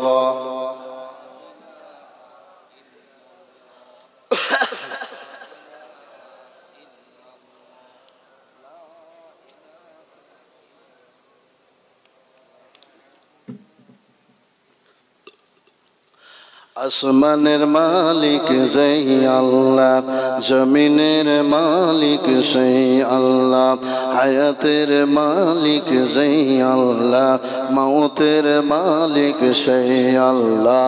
লা ইলাহা ইল্লাল্লাহ, লা ইলাহা ইল্লাল্লাহ, লা ইলাহা ইল্লাল্লাহ, লা ইলাহা ইল্লাল্লাহ, লা ইলাহা ইল্লাল্লাহ মুহাম্মাদুর রাসূলুল্লাহ। তাহলে বলুন, অপরাধীরা কিতাব পড়ার পরে বলবে কি যে আল্লাহ তোমার ফেরেশতারা কি করেছে? মিথ্যা লিখেছে। কুরআনুল কারীমের ভিতরে আল্লাহ পাক আমাদের বুঝিয়ে দিলেন, ও আমার বান্দা ফেরেশতারা সঠিক লিখেছে না বেঠিক লিখেছে এ সম্পর্কে আমি আল্লাহ রাব্বুল আলামিন ভালো জানি। কথা বলেন ঠিক কি না? আল্লাহ রাব্বুল আলামিন কুরআনুল কারীমের 50তম সূরা 18 নম্বর আয়াতের মধ্যে বলেন, মা ইয়ালফিজু মিন কাওলিন ইল্লা লাদাইহি রাকিবুন আতীদ। আল্লাহ পাক জবাব দিবেন, ও আমার বান্দারা শোনো, তোমাদের কিতাবের ভিতরে ফেরেশতা কি লিখেছে আর না লিখেছে সেটা বড় কথা না। তুমি তোমার জাগতিক জীবনে কণ্ঠ দিয়ে যে কথাগুলো উচ্চারণ করেছো ওই কথাগুলো আমি আল্লাহ পাক হেফাজত করেছি, আমি আল্লাহ পাক রেকর্ড করেছি। বলেন সুবহানাল্লাহ। সুতরাং একটা মানুষ দুনিয়াতে আগমনের পর থেকে যে মা বলতে শেখে আর মালাকুল মউতের সাক্ষাতের আগ পর্যন্ত জীবনের যত কথা বলা হয়েছে, যত কিছু করা হয়েছে, সবকিছু আমার আল্লাহ তার কুদরতি পাওয়ার দিয়ে রেকর্ড করেছে।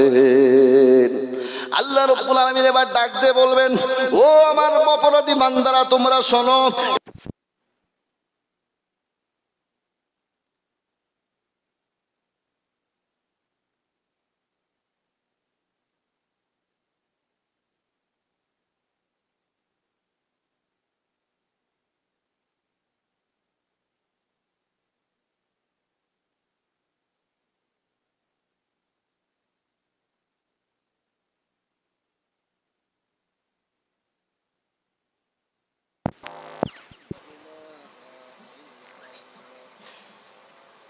লা ইলাহা ইল্লাল্লাহ, লা ইলাহা ইল্লাল্লাহ মুহাম্মাদুর রাসূলুল্লাহ সাল্লাল্লাহু আলাইহি সাল্লাম। বলতেছিলাম আল্লাহ জবাব দিবেন, হে অস্বীকারী সম্প্রদায় অপরাধীরা, আমার ফেরেশতাকে তোমরা কি করো না? মিথ্যা দোষী সাব্যস্ত করো না। কুরআনুল কারীমের ভিতরে আল্লাহ পাক এভাবে জবাব দিবেন, ওয়া ওয়াযাদু মা আমিলু হাদিরান ওয়া লা ইয়াযলিমু রাব্বুকা আহাদা। আল্লাহ রাব্বুল আলামিন ওই সমস্ত মিথ্যুক অপরাধীদেরকে ডাক দিয়ে বলবেন, হে বান্দারা, আমার ফেরেশতাকে তোমরা মিথ্যা বলো না। তোমরা জাগতিক জীবনে যা অর্জন করেছো ফেরেশতা তাই লিখেছে। সুতরাং হাসরের ময়দানে আজকে তোমাদের তাই প্রদান করা হবে যা তোমরা জাগতিক জীবনে অর্জন করেছিলে। কিন্তু ফেরেশতাদের কথাকে মানুষেরা আল্লাহর সামনে ডিনাই করতে থাকবেন, কোন অবস্থায় মানুষেরা আল্লাহর কথা মানতে রাজি হবে না। বারবার মানুষ জাহান্নাম থেকে বাঁচার জন্য মিথ্যা বলবে, বলবে আল্লাহ না না না, ফেরেশতারা মিথ্যাই লিখেছে, এত গুনার কাজ আমরা দুনিয়ার জীবনে করি নাই। এভাবে মানুষ যখন অটো মিথ্যা কথা বলবে বাঁচার জন্য, জাহান্নাম থেকে পরিত্রাণের জন্য মানুষ মিথ্যার আশ্রয় নেবে। কোরআনুল কারীমের 36 নম্বর সূরার 65 নম্বর আয়াত, সূরার নাম সূরাতুল ইয়াসিন। আল্লাহ পাক রব্বুল আলামিন সঙ্গে সঙ্গে তাদের সঙ্গে কি ব্যবহার করবেন সেই কথা রব্বুল আলামিন তুলে ধরেছেন। বলেন আল্লাহু আকবার। আল্লাহ তাআলা বলেন আল ইয়াউমা নাখতিমু আলা يكلمون أيديهم وتشهد أرجلهم بما كانوا يكسبون। আল্লাহ রাব্বুল আলামিন সঙ্গে সঙ্গে জবান বন্ধ করে দেবেন। কি বন্ধ করে দেবেন? জবান বন্ধ করে দেবেন। এখন বলেন, যখন দুই পার্টির মধ্যে গন্ডগোল হয়, যার একটু শক্তি বেশি থাকে, যে নরমাল থাকে, তার গলা টিপি ধরে না? কথা বলেন। হাসরের ময়দানে এই বান্দা যখন আল্লাহর সামনে ফেরেশতাদেরকে মিথ্যা বলবে, এখন আল্লাহর পাওয়ার বলেন তো কম না বেশি? আল্লাহ কি করবেন? পাওয়ার কাজে লাগাই দিবেন, সাথে সাথে জবান খতম করে দিবেন। কোরআন শরীফ খুলে দেখুন, 36 নম্বর সূরা, সূরার নাম সূরা ইয়াসিন, 65 নম্বর আয়াত। কথা বলেন ঠিক কিনা? সাথে সাথে জবান বন্ধ হয়ে যাবে। ওয়া তাশহাদু আরজুলুহুম বিমা কানু ইয়াকসিবুন। আল্লাহ বলেন বান্দার জবান যখন বন্ধ হয়ে যাবে, সঙ্গে সঙ্গে হাতের জবান খুলে যাবে, পায়ের জবান খুলে যাবে। সে আল্লাহর দরবারে সাক্ষ্য প্রদান করবে যা কিছু সে দুনিয়ার জীবনে অর্জন করেছিল। জোরে বলুন নাউজুবিল্লাহ।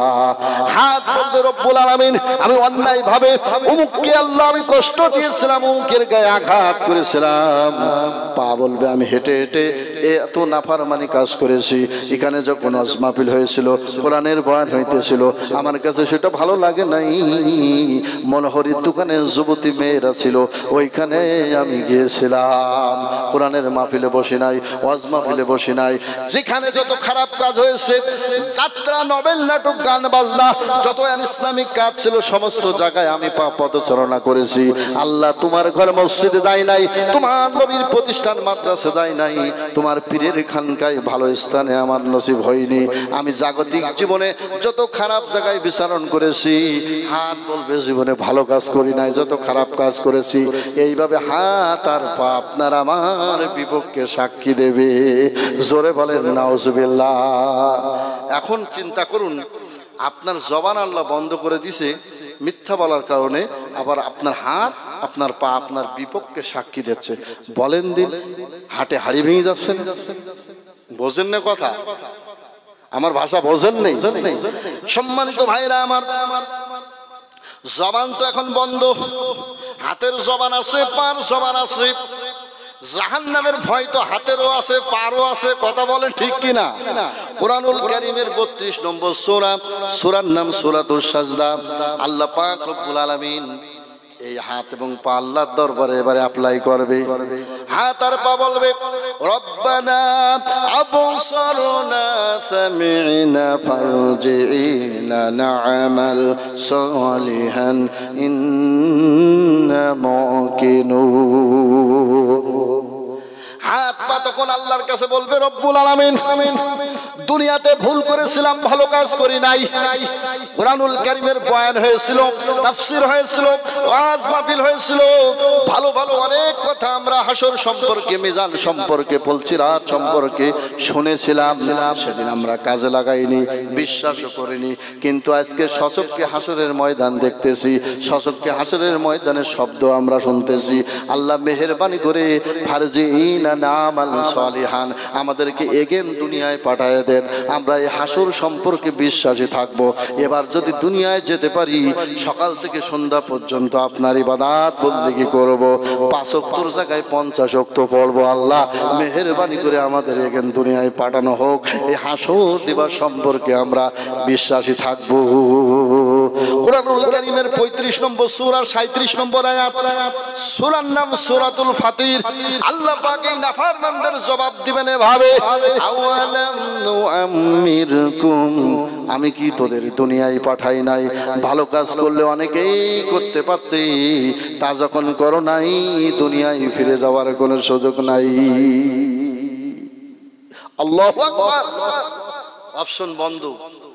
আমরা আল্লাহকে বলবো, আল্লাহ আবার পাঠানো হোক, আগে যা ভুল করেছি, দ্বিতীয়বার যদি যেতে পারি, শীতের রাতে মোটমাট ফজরের নামাজ তো দূরের কথা, তাহাজ্জুদও ছাড়বো না। কথা বলেন ঠিক কিনা? আল্লাহ বলবেন কি, আওয়ালাম নুআম্মিরকুম, আমি কি তোদের দুনিয়ায় পাঠাই নাই? ভালো কাজ করলে অনেকে করতে পারতে, তা যখন করো নাই, দুনিয়ায় যাওয়ার কোনো সুযোগ নেই।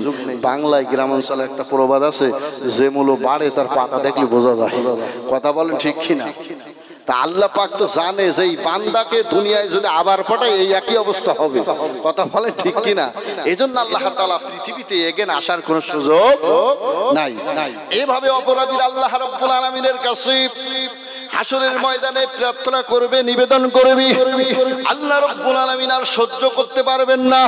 কোরআনুল কারীমের 65 নম্বর সূরার 8 নম্বর আয়াত, সূরার নাম সূরা তাহরিমের মধ্যে বলবেন, ইয়া আইয়ুহাল্লাযীনা কাফারু লা তা'তাযিরুল ইয়াওমা ইন্নামা তুযযাউনা মা কুনতুম তা'লামুন। আল্লাহ রাব্বুল আলামিন ডাক দিয়ে বলবেন, এই হাসরের ময়দানে অস্বীকারকারী সম্প্রদায়, এই কাফের সম্প্রদায়, এই হাসরের ময়দানে আর কোনো বাহানা তোমরা করো না। তোমাদের কোনো বাহানা আমি আল্লাহ গ্রহণ করব না। আজকে তোমাদের তাই প্রদান করব যা তোমরা জাগতিক জীবনে অর্জন করেছিলে। আর কোনো উপায় থাকবে না, বিচার কার্য শুরু হয়ে যাবে। আল্লাহ রাব্বুল আলামিন জান্নাতীদের জান্নাতে পাঠিয়ে দেওয়ার ব্যবস্থা করবেন, জাহান্নামীদেরকে জাহান্নামে যাওয়ার সিদ্ধান্ত দিয়ে দিবেন। আমার বন্ধুরা, ভাইরা, এবার একদম ফেরেশতা এসে অপরাধীদেরকে ধরবে, ধরে ধরে আল্লাহর জাহান্নামের দিকে নিয়ে যাবে। আল্লাহ রাব্বুল আলামিন কোরআনুল কারীমের সূরা তাহার 74 নম্বর আয়াতের মধ্যে বলেন, ইন্নাহু মায়াতি রাব্বাহু মুজরিমান ফাইন্না লাহু জাহান্নাম। আল্লাহ রাব্বুল আলামিন বলেন, অপরাধী হয়ে যে ব্যক্তি কবরে আসবে, অপরাধী হয়ে যে ব্যক্তি হাসরে আসবে, অপরাধী হয়ে যে ব্যক্তি আমি আল্লাহর সঙ্গে সাক্ষাৎ করবে, ওই লোকটার জন্য আমি আল্লাহ জাহান্নাম দিয়ে দেব। জাহান্নাম, জোরে বলেন নাউজুবিল্লাহ। লা ইয়ামুতু ফিহা ওয়ালা ইয়াহইয়া, এমন জাহান্নাম দেওয়া হবে যেই জাহান্নামের মধ্যে মানুষ মরবেও না, বাঁচবেও না। অপরাধী হয়ে যদি কেউ হাসরের ময়দানে আল্লাহর সামনে দণ্ডায়মান হয়, আল্লাহ বলেন মুজরিম অবস্থায় যে ব্যক্তি তার রবের সাথে সাক্ষাৎ করবে, আমি আল্লাহ তাকে জাহান্নাম দিব। বলেন নাউজুবিল্লাহ। আর জাহান্নামটা এমন হবে সেখানে মানুষ বাঁচবেও না, মরবেও না।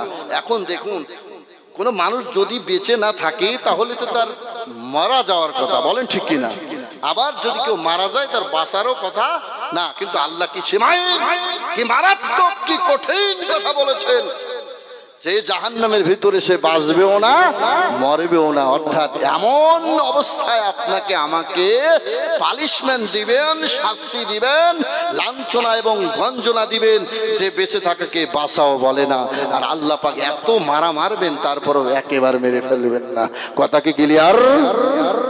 আল্লাহ রাব্বুল আলামিন জাহান্নামীদেরকে জাহান্নামে পাঠানোর ব্যবস্থা করে দিবেন। জাহান্নামের ফেরেশতারা জাহান্নামীদেরকে ধরে ধরে জাহান্নামের কিনারায় নিয়ে চলে যাবে। কিতাবের মধ্যে আসছে জাহান্নামের প্রহরী থাকবে 19 জন। 19 জনের একজন প্রধান থাকবে, দারোগা, তার নাম হবে মালেকা। আওয়াজ দিয়ে বলেন তার নাম কি? কিতাবের মধ্যে আসছে এই মালেকা ফেরেশতা এত বড় হবে, পৃথিবীর যত পানি আছে সমস্ত পানিগুলো যদি মালেকা ফেরেশতার মাথার উপরে দেওয়া হয়, এক ফোঁটা পানি তার নখ পর্যন্ত পৌঁছাবে না। চিন্তা করেছেন? এই ফেরেশতার সামনে যখন একদল ফেরেশতা অ্যারেস্ট করে, গ্রেফতার করে, হ্যান্ডকাপ লাগিয়ে যখন জাহান্নামীদেরকে জাহান্নামের কিনারায় নিয়ে যাবে, মালিক ফেরেশতা জাহান্নামের আযাব, জাহান্নামের তর্জন গর্জন দেখে তার দয়া হয়ে যাবে। আহারে ডাক দিয়ে বলবে আল্লাহর বান্দারা, আলাম ইয়াতিকুম নাযীর, দুনিয়ার জীবনে কি তোদের কাছে ভীতি প্রদর্শনকারী কি যায় নাই? কোন হুজুরের ওয়াজ কি শোনো নাই? কোন পীর সাহেবের কাছে কি ওয়াজ শোনো নাই? কোন মাহফিলে বর্ণনা কি শোনো নাই? কোন জুম্মার মসজিদে খুতবা কি শোনো নাই? কেউ কি এই জাহান্নাম সম্পর্কে তোমাদের ভীতি প্রদর্শন করে নাই? হাসর সম্পর্কে ভীতি প্রদর্শন করে নাই? ফুলসিরাত সম্পর্কে ভীতি প্রদর্শন করে নাই? মিজান সম্পর্কে কি কেউ কি তোমাদের ভয় দেখায় নাই? এখানে কেন আসলি? এটা আযাবের জায়গা, গজবের জায়গা, শাস্তির জায়গা, লাঞ্ছনার জায়গা, গঞ্জনার জায়গা। এখানে কেন আসলি?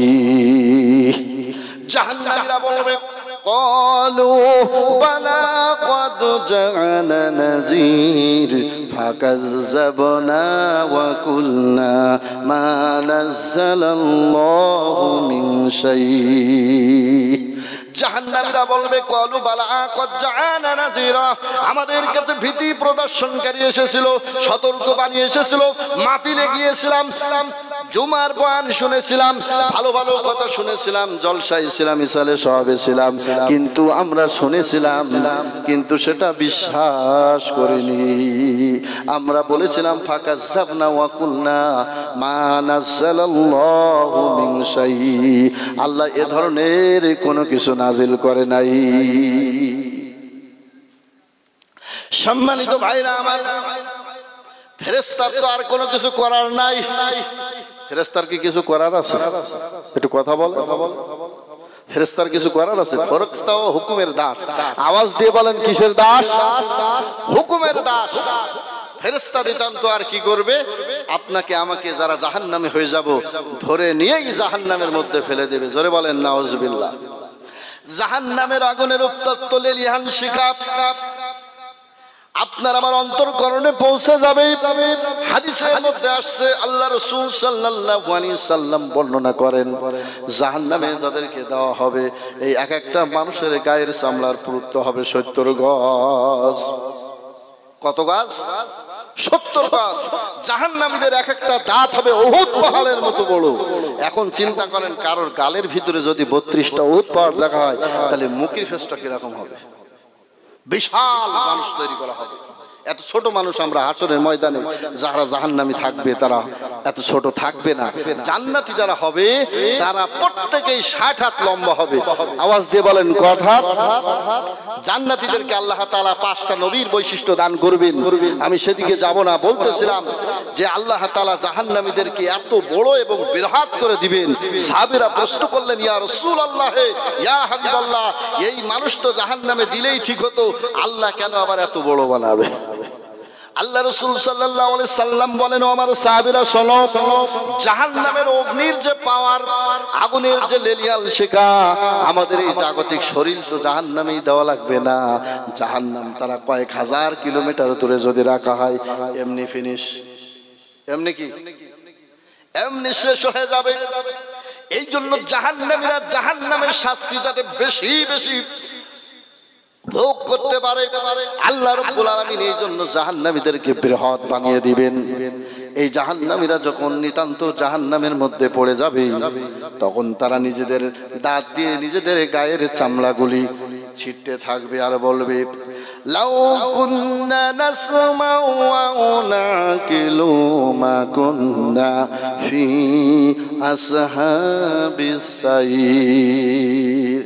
লাউ কুন্না নাসমাউ, আর যদি আমরা শুনতাম, না কিলু, আর যদি মানতাম, যদি আমরা শুনে কাজে আমল করতাম, জাগতিক জীবনে কাজে লাগাতাম, মা কুন্না ফি আসহাবিস সাইর, তাহলে আল্লাহর জাহান্নাম থেকে বেঁচে যেতাম। এই বোধ বিবেকের নাড়া দিবে কখন?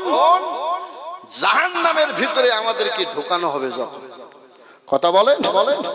এখন বলেন, ওই জায়গায় যেই অনুশোচনা করি, আফসোস করি, কোনো লাভ হবে ভাই? সুতরাং আল্লাহ তাআলা আগাম জানিয়ে দিয়েছেন যে এই কাজ থেকে তোমরা বিরত থাকো। জাগতিক জীবনে আমি আল্লাহর দাসত্ব করো, গোলামি করো, কোনো অবস্থায় যেন ওই জাহান্নামের অধিবাসী হয়ো না। কথা বলেন ঠিক কিনা? দেখুন, জাহান্নামের ভিতরে সীমাহীন শাস্তি যখন হবে, মানুষদের শরীর একদিক থেকে পুড়তে থাকবে, আবার একদিক থেকে নতুন করে গজাতে থাকবে। জাহান্নামের মধ্যে কিছু বুদ্ধিজীবীর আবিষ্কার হয়ে যাবে। কি আবিষ্কার হয়ে যাবে? প্রত্যেক রাষ্ট্রে প্রত্যেক দেশে কিছু বুদ্ধিজীবী আছে না নাই? থাকে কি থাকে না? দেখবেন বুদ্ধিজীবী দিবস পালন হয় আমাদের বাংলাদেশে। তো বুদ্ধিজীবী প্রত্যেক দেশে থাকে। জাহান্নামের মধ্যে কিছু বুদ্ধিজীবীর আবিষ্কার হয়ে যাবে। ওনারা জাহান্নামের জনগণদেরকে ডাক দিয়ে বলবে, দেখো জাহান্নামের এই শাস্তি তো আমরা সহ্য করে পারতেছি না, তবে একটা কাজ করা যাক, আমরা সবাই মিলে জাহান্নামের এই দারোগা ফেরেশতাদেরকে বলি, সে আল্লাহর সাথে যাই আমাদের ব্যাপারে বলুক, আমরা তো জাহান্নামের শাস্তি আর সহ্য করতে পারছি না, আল্লাহ আমাদের মেরে ফেলাই দিবে। বুদ্ধিজীবীদের ধারণা, যদি আল্লাহ মেরে ফেলাই দেয় তাহলে আমাদের আর কোনো কষ্ট অনুভব হবে না, কারণ মরা মানুষের যদি পিটানি হয় কি অনুভব করবে ভাই? কিছু একটু কথা বলে। জাহান্নামের মধ্যে বুদ্ধিজীবীদের আবিষ্কার হয়ে যাবে। বুদ্ধিজীবীরা দল গঠন করে ফেরেশতা মালিকাকে ডাক দিয়ে বলবে, ওই আল্লাহর ফেরেশতা, জাহান্নামের এমন তর্জন গর্জন লাঞ্ছনা, এমন ভয়ানক শাস্তি আমরা সহ্য করি না, আমাদের আর কোলাই না, আমাদের সক্ষমতা শেষ। তুমি মেহেরবানি করি আমাদের পক্ষ থেকে আল্লাহ রব্বুল আলামিনের কাছে একটু বলো, আল্লাহ রব্বুল আলামিন যেন আমাদের মৃত্যু করে দেয়। ফেরেশতা আল্লাহ রব্বুল আলামিনের কাছে বলবেন। ফেরেশতাকে আল্লাহর কাছে বলা লাগবে না। জাহান্নামের এই চিৎকারে আর্তনাদ, জাহান্নামীদের সাউন্ড আল্লাহ রাব্বুল আলামিন শুনবেন। ফেরেশতাদেরকে জবাব দিতে বলবেন, ফেরেশতারা আমার ওই জাহান্নামী বান্দাদেরকে শুনিয়ে দাও, লা তাদউল ইয়াওমা সুবরা ওয়াহিদা ওয়াদউ সুবুরান কাসীরা। আল্লাহর ফেরেশতারা ডাক দিয়ে বলবে, ও জাহান্নামীরা শোনো, আল্লাহ পাক রব্বুল আলামিন ঘোষণা দিয়েছেন, আজকে একবার কেন হাজার হাজার বার যদি তোমরা মৃত্যুকে আমন্ত্রণ জানাও, মৃত্যুকে কামনা করো, মৃত্যু তোমাদের হবে না। কি হবে না? মৃত্যু। জাহান্নামের ভিতরে যাওয়ার পরে যত ধরনের বুদ্ধি আছে সব মানুষ কাজে খাটাবে, কিন্তু কোন বুদ্ধি মানুষকে আর কাজ, কথা বলেন, কাজ দিবে না। এজন্য আসুন, আল্লাহ তাআলা আমাদেরকে যে হায়াত দিয়েছেন, জীবনে কত সময় আমরা অতিবাহিত করেছি, কথা বলেন ঠিক কিনা?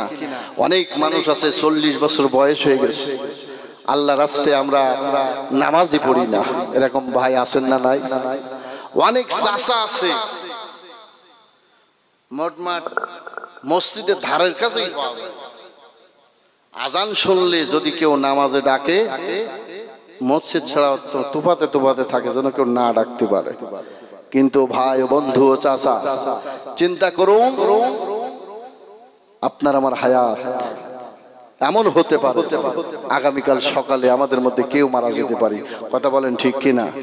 আমরা তো এটা রেখে দিতে পারি না যে সামনে বেঁচে থাকবো অনেক দিন, তারপরে ভালোভাবে নামাজ রোজা করব, তারপরে কবরবাসী হবে, এরকম চিন্তা করাটা হচ্ছে বুদ্ধিমানের কাজ নয়, বোকার স্বর্গে বাস করার মতো। কারণ কার কোন জমিনে কোন সময় মৃত্যু হবে আমরা কেউ জানি না। এজন্য আমাদেরকে সর্বক্ষণ মৃত্যুর জন্য প্রস্তুত থাকতে হবে, পাশাপাশি আমাদের আমলেরও প্রস্তুতি রাখতে হবে যে আল্লাহ পাক আমার যদি এই অবস্থায় মৃত্যু করে আমি জান্নাতি।